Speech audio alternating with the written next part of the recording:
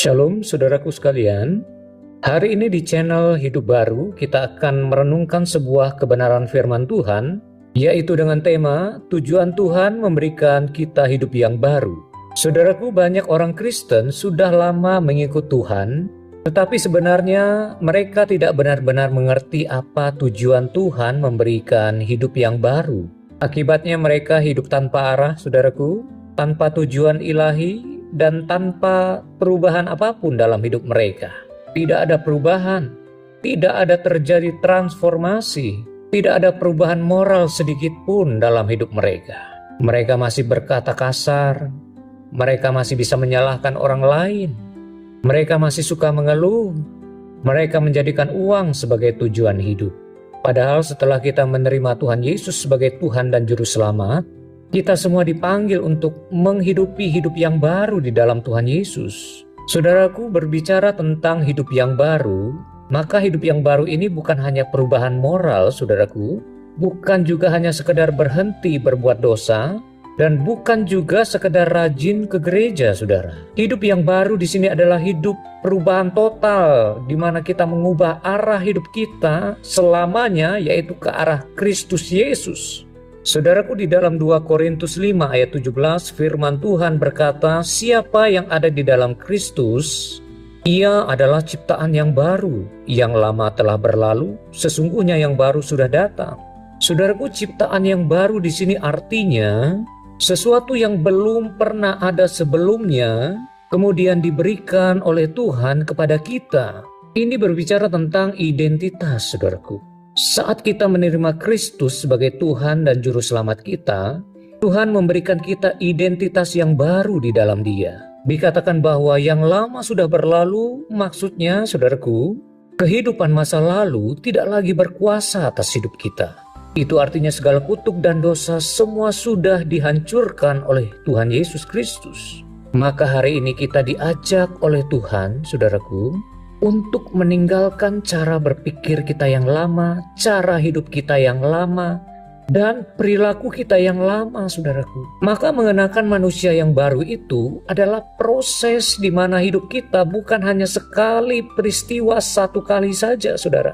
Kita harus bertumbuh setiap hari di bawah pimpinan tuntunan Roh Kudus setiap hari, setiap waktu, saudaraku. Ketika kita taat dalam pimpinan Tuhan setiap hari melalui Roh Kudus, saudaraku, disinilah letak di mana kita akan dilahirkan kembali oleh Allah, dan pekerjaan Roh Kudus itu akan mengubah seluruh manusia batiniah kita semakin hari semakin serupa dengan Kristus.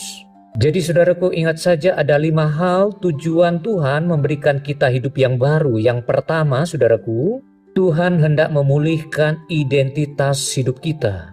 Di dalam 1 Petrus 2 ayat 9 firman Tuhan berkata, tetapi kamulah bangsa yang terpilih, imamat yang rajani, bangsa yang kudus, umat kepunyaan Allah sendiri, supaya kamu memberitakan perbuatan-perbuatan yang besar dari Dia yang telah memanggil kamu keluar dari kegelapan kepada terangnya yang ajaib.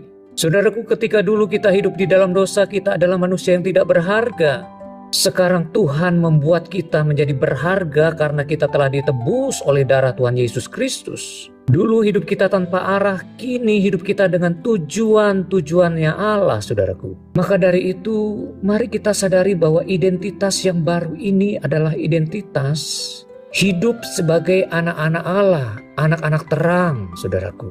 Kemudian ada pun tujuan yang kedua adalah Tuhan hendak memulihkan hubungan kita dengan Dia. Hidup yang baru di dalam Tuhan akan menumbuhkan kehidupan yang dipulihkan oleh Tuhan, saudaraku. Kehidupan yang baru ini akan membuat kerinduan kita menjadi kehidupan yang merindukan firman Allah setiap hari. Rindu untuk mencari wajah Tuhan di dalam doa-doa pribadi kita. Rindu akan hadirat Tuhan. Rindu hidup di dalam hadirat-Nya setiap hari, setiap waktu. Maka ada tujuan yang ketiga, yaitu membentuk karakter Kristus di dalam diri kita, saudaraku. Dalam Roma 8 ayat ke-29, firman Tuhan jelas memanggil kita untuk menjadi serupa dengan Kristus dalam seluruh kelakuan hidup kita. Yang tadinya hati kita cemar, sekarang hati kita mulai dipanggil untuk menjadi serupa dengan Kristus, memiliki hati yang lembut, hati yang suci, pikiran yang diperbaharui, emosi yang telah disembuhkan, dan sikap perilaku yang telah dituntun oleh Roh Kudus, saudaraku.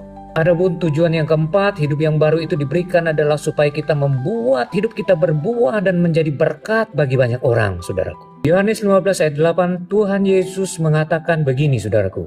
Dalam hal inilah Bapa-Ku dipermuliakan, yaitu jika kamu berbuah banyak dan dengan demikian kamu adalah murid-murid-Ku. Tanda kita mengenakan manusia baru adalah munculnya buah roh dalam hidup kita, saudara. Maka kemunculan buah roh dalam perilaku hidup kita adalah tanda hidup yang baru. Ada kasih, sukacita, damai sejahtera, kesabaran, kemurahan, penguasaan diri, saudaraku. Jadi hidup baru ini harus ditandai dengan buah roh ini, saudara. Adapun tujuan yang kelima adalah supaya kita mempersiapkan diri kita untuk kehidupan yang kekal.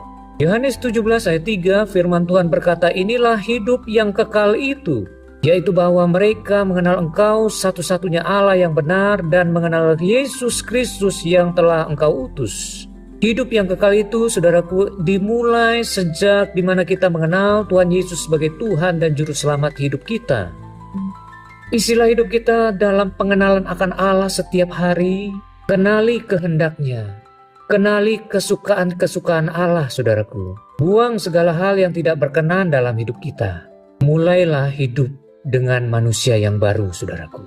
Jadi sadari identitas barumu, saudara, bahwa engkau adalah manusia yang baru di dalam Kristus. Jangan hidup lagi di dalam manusia lamamu, di dalam ikatan masa lalumu, di dalam ikatan dosa-dosa masa lalumu, saudara. Perbaharui pikiranmu setiap hari dengan firman Tuhan, sebab transformasi hidup kita dimulai dari pikiran kita yang diubahkan terus oleh firman Tuhan. Berjalanlah dengan penuh kesetiaan bersama dengan Roh Kudus. Sebab tanpa Roh Kudus, kita akan kembali kepada kehidupan kita yang lama. Hari ini tinggalkan pola hidup yang lama. Putuskan hubungan dosa. Dan tinggalkan lingkungan-lingkungan yang salah yang membuat kita hidup di dalam dosa. Hiduplah dalam komunitas yang sehat, saudaraku. Latihlah diri kita untuk terus taat dalam hal-hal yang kecil. Jadilah berkat, jadilah terang dimanapun engkau berada, saudaraku. Mengenakan kehidupan manusia yang baru adalah bukti cinta kasih kita kepada Tuhan. Tuhan bukan hanya mengampuni dosa-dosa kita, saudara, tapi Dia menjadikan kita menjadi ciptaan yang baru, memiliki identitas yang baru di dalam Dia, tujuan yang baru, dan masa depan hidup di kekekalan. Kalau kita memahami tujuan hidup yang baru di dalam Tuhan, kita tidak akan kembali ke pola hidup manusia lama kita. Kita akan hidup di dalam terang Tuhan, dalam kekudusannya, dalam kuasa Roh Kudus yang terus menguduskan kita. Biarlah sejak hari ini kita terus berjalan mengenakan hidup sebagai manusia yang baru yang Tuhan berikan kepada kita, sampai hari di mana kita bertemu muka dengan Tuhan kita Yesus Kristus. Tuhan Yesus memberkati Bapak Ibu Saudaraku.